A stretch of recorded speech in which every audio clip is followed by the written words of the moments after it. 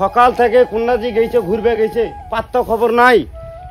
যে পাড়ায় মুখশিল বাবার এলে গোটাই ভাইটা মুখ সামলো আছে, ভাত আন দিব আছে, তরকারি আন দিব আছে, আর মুখ ভালোই লাগুছে না এলে জিল্লাতি। হ্যাঁ দিলে ভাল লাগুছে না এলে গরু বাজি সব কিছু দেখো আমি বাপের বাড়ি চলে যাম, আর আমি থাকুম না আর সংসারে করুম না ঠিক মতন। আরে সুমকির মাও কুড়ি আলু কি করছিস তুই? আলি আলি এই কুলেটা এখন আলি সকালবেলা বাড়ি গেছে মুখ আছে এখন কত বলে এখন কি করছেন তোরা? কেন বগুজি কেন তুই জানি না আমি ধান বিক্রি করে টাকা আনবে গেছিনু একদিন কত টাকা? হ্যাঁ গাও লাগে না টাকা ফেলে বউ চলবি না সংসার করবো চলবি।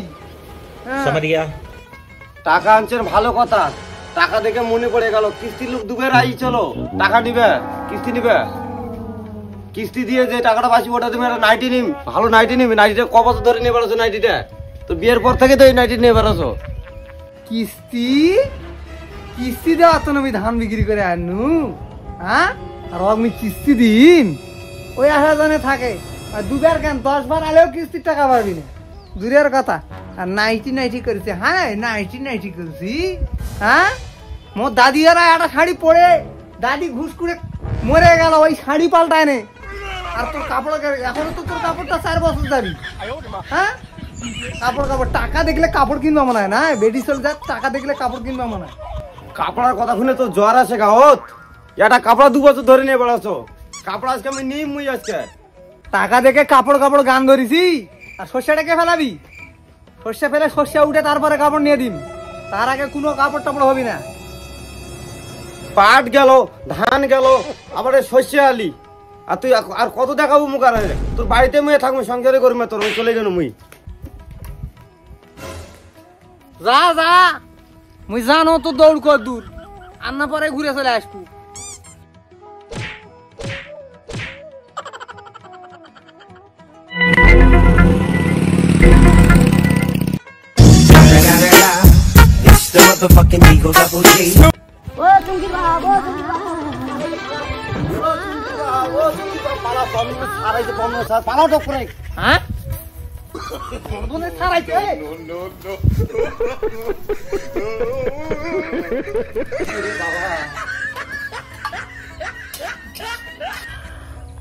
কোন শখে যে চাকরিটা নিবে গেল, এই কিস্তির টাকা তুলতে তুলতে মোর জুতাগুলোই ক্ষয়ে গেল।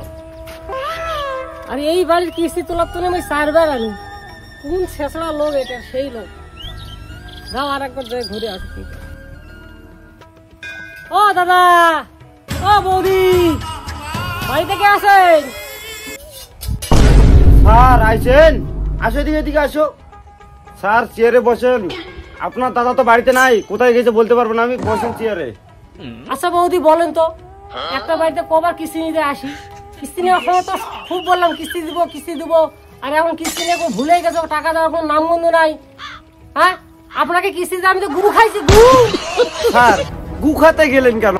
আমাকে বললে তো আমি ভাত দিতাম, এই তরকারি রান্না হয়ে গেছে।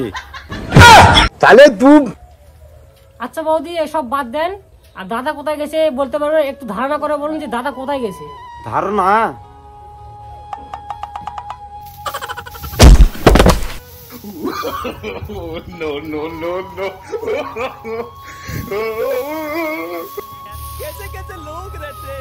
আজকে বাসে কেন আজ সারা কিস্তি আর বাপও খুঁজে পাবি না।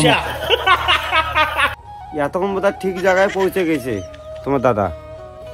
আচ্ছা বৌদি আজকে তাহলে আমি গেলাম, আর দাদাকে আসলে বলে দিবা যে কিস্তির টাকাটা ভদ্রলোকের মতো দিয়ে দেওয়া গেল। আর এর পরবর্তীতে যদি আমি আসি, আর যদি আসে টাকা যদি না পাই, তাহলে বাড়ির যত মাল সমস্ত সবকিছু তোমার সহকারে আমি তুলে নিয়ে চলে যাবো। এটা কিন্তু বলে দিলাম আমি কিন্তু। হ্যাঁ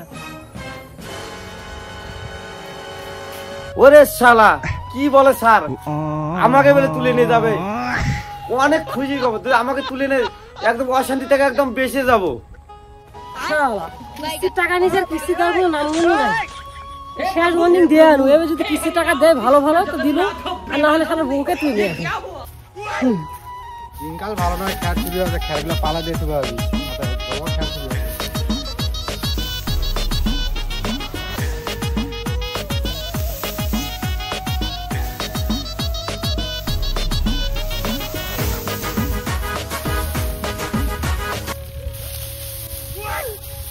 আরে তুই তাহলে প্রতিদিন খেলাগুলো চুরি করছি নয় আর মুখ খেলাগুলো খেয়ে নিয়ে ভাই মুই চুরি করনি রে